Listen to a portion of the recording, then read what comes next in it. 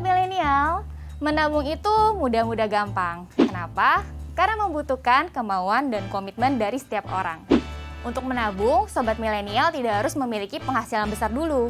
Meski dengan gaji upah minimum regional atau UMR, kamu bisa juga loh menyisihkan sebagian gaji kamu untuk ditabung. Nah, apakah kamu pekerja yang mendapatkan gaji bulanan, gaji UMR? Lalu bagaimana cara menabung dengan gaji UMR? Simak Keuangan Milenial episode kali ini.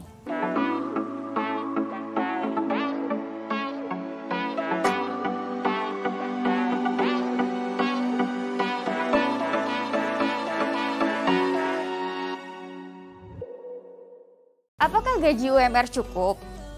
Tentu tidak cukup kalau kamu berencana jalan-jalan tiap bulan, ngopi fancy setiap hari, delivery makanan restoran setiap hari, dan membeli barang yang tidak kamu perlukan. Pada dasarnya UMR itu diberikan kepada pekerja lajang yang baru menjadi karyawan. UMR sendiri diperhitungkan dari hasil survei kebutuhan dasar yang mencakup kebutuhan pokok seorang lajang. Kenaikan UMR pada tahun-tahun berikutnya disesuaikan dengan besarnya angka inflasi yang terjadi. Artinya apa? Artinya UMR per tahun akan proporsional dengan inflasi yang terjadi. Kesimpulannya jadi apa dong? Ya tentu saja, UMR sudah pasti akan mencukupi kebutuhan hidup seorang pekerja lajang. Jadi jika ada yang gajinya UMR tapi merasa tidak cukup, bisa jadi memiliki standar hidup di atas rata-rata, memiliki tanggungan keluarga ataupun memiliki hutang. Ayo dicek lagi pengeluaran kita selama ini kemana saja perginya. Kebutuhan pokok untuk pekerja gaji UMR sebenarnya apa saja sih? Tentunya yang terutama adalah kebutuhan pokok ya, yaitu sandang, pangan, dan papan. Tentunya di era new normal sangat tidak bijak untuk kita membeli baju baru. Karena aktivitas keluar pun sangat terbatas dan kebijakan bekerja di rumah juga menambah alasan kita untuk tidak membeli baju baru. Dan sudah menjadi rahasia umum bukan jika bekerja dari rumah hanya memerlukan atasan yang rapi. Kamu juga bisa memilih tempat kos yang agak sedikit lebih mahal, namun tidak memerlukan biaya transportasi lagi. Karena biaya transportasi online terutama itu dapat berubah-ubah. Misalnya saja saat hujan pasti biayanya pasti lebih mahal. Ada kebijakan ganjil genap, bahkan ada masa di mana terjadi mogok mengambil penumpang. Pemilihan kos harus dilakukan dengan bijak. Yang terpenting adalah pas dengan kantong dan juga nyaman. Lalu kebutuhan pokok yang terakhir adalah makanan. Kebutuhan ini bisa sangat murah dan juga sangat mahal tergantung pilihan kita. Ya, sekali lagi tergantung pilihan kita ya. Yang paling murah adalah kamu bisa memasak, atau jika tidak ada waktu, kamu bisa memilih catering makanan. Dua contoh tadi sangat direkomendasikan karena semua pengeluaran kita terukur dengan jelas, dibandingkan dengan kita tidak melakukan perencanaan pada makanan kita. Sering terjadi kita membeli makanan lebih dari budget kita, yang mengakibatkan kita perlu makan mie instan di akhir bulan.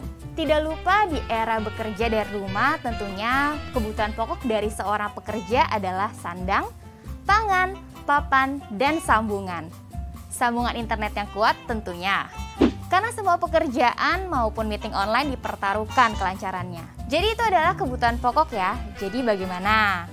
Kamu tentunya tidak akan membutuhkan kopi gula aren, beli gadget terbaru, beli peralatan wajah dari A sampai Z. Bagaimana gaya hidup yang sesuai dengan gaji UMR?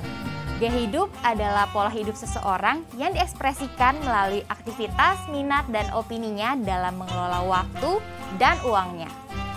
Dan pada akhirnya gaya hidup ini akan menentukan pola konsumsi seseorang. Jadi, jika kita ingin memiliki keuangan yang sehat, yang diperlukan adalah memiliki gaya hidup yang mendukung semua itu. Ada dua aktivitas yang dapat dicoba agar membuat kita lebih bijak dalam melakukan pengelolaan keuangan. Yang pertama adalah membuat budget bulanan dan menjalankannya dengan disiplin. Bagi kamu yang belum terbiasa membuat budget, kamu bisa memulai dengan mencatat seluruh pengeluaran kamu selama 1 bulan penuh. Agar dapat melihat keseluruhan pengeluaran dan mulai membagi pengeluaran tersebut dalam beberapa kategori.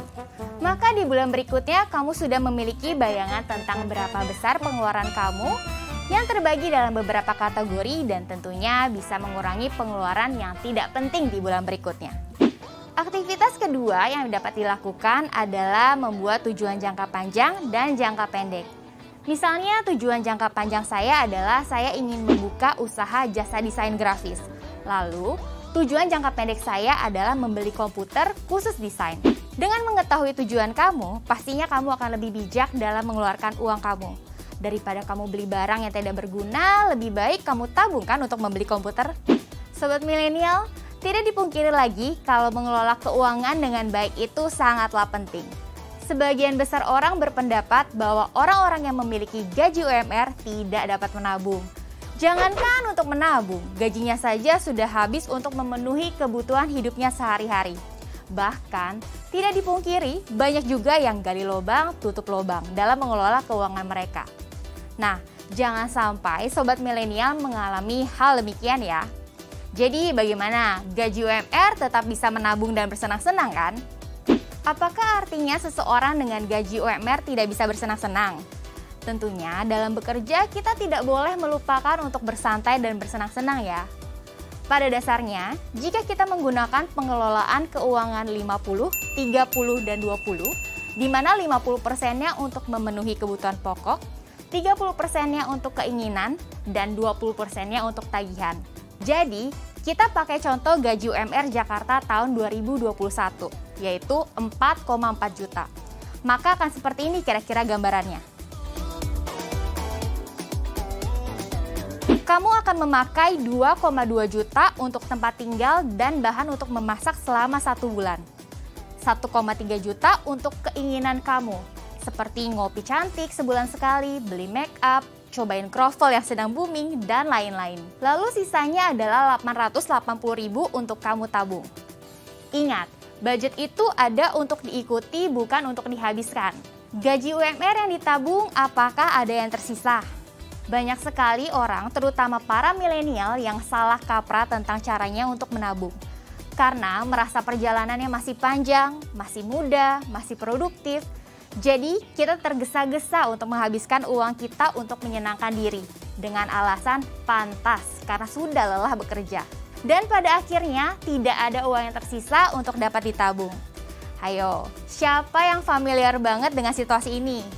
Sebutan untuk situasi ini adalah rat race cycle, yang digambarkan seperti seorang hamster yang berlari di atas roda berputar. Sekencang apapun hamster ini berlari, akan tetap di posisi yang sama. Sekeras apapun kamu bekerja, kamu akan semakin merasa lelah, semakin merasa harus ada self-reward, pengeluaran kamu pun terus meningkat seiring kenaikan gaji, dan selalu merasa tidak bisa menabung karena tidak ada uang yang tersisa. Nah, oleh karena itu kita harus dengan sengaja dan disiplin menyisihkan uang untuk ditabung. Disisihkan ya, bukan disisakan. Artinya, kita secara sadar memisahkan, menyisihkan dana untuk ditabung dan tidak hanya menabung dari sisanya. Seorang milenial perlu nabung apa aja sih? Banyak sekali yang harus dipersiapkan dan ditabung sebenarnya. Kenapa? Karena aset terbaik kita adalah diri kita sendiri di masa produktif ini, di mana kita masih bisa bekerja dengan maksimal untuk menghasilkan uang tentunya. Tapi perlu diingat, masa produktif seseorang tentunya akan berkurang seiring dengan perkembangan usia, season hidup mereka, dan faktor tidak terduga. Oleh karena itu, baiknya kita milenial sadar bahwa masa emas kita ini harus dipergunakan sebaik-baiknya untuk persiapan masa depan. Persiapan ini pun tentunya akan berbeda setiap orang. Namun, kita bisa membagi ke dalam 2 kategori, yaitu must have atau good to have, atau harus memiliki dan bagus bila memiliki.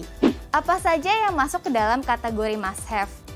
Tabungan yang wajib dimiliki adalah tabungan pensiun atau masa tua, agar kelak anak kita tidak lagi mengalami yang namanya sandwich generation. Lalu, yang kedua adalah tabungan masa depan. Contohnya adalah tabungan membeli rumah, tabungan naik haji, tabungan pernikahan, tabungan pendidikan anak, dan lain-lainnya. Tabungan masa depan umumnya adalah tabungan dengan jangka waktu menengah atau panjang yang dilakukan untuk persiapan hal yang membutuhkan dana besar. Oleh karena itu, disiplin dalam keuangan tidak hanya membuat kita dapat mencapai kekayaan, tetapi juga mempertahankan kekayaan tersebut. Jadi, sudah tahu dong jawabannya, apa yang harus kamu lakukan jika ada kenaikan gaji? Yang pastinya penyesuaian budget menabung juga harus meningkat. Apakah mencicil sesuatu bisa juga dibilang sebagai menabung?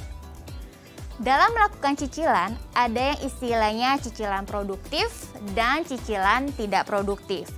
Namun di dalam menabung tidak ada hal seperti itu. Artinya jika kita menabung untuk membeli suatu barang, akan menjadi aset produktif ataupun aset tidak produktif.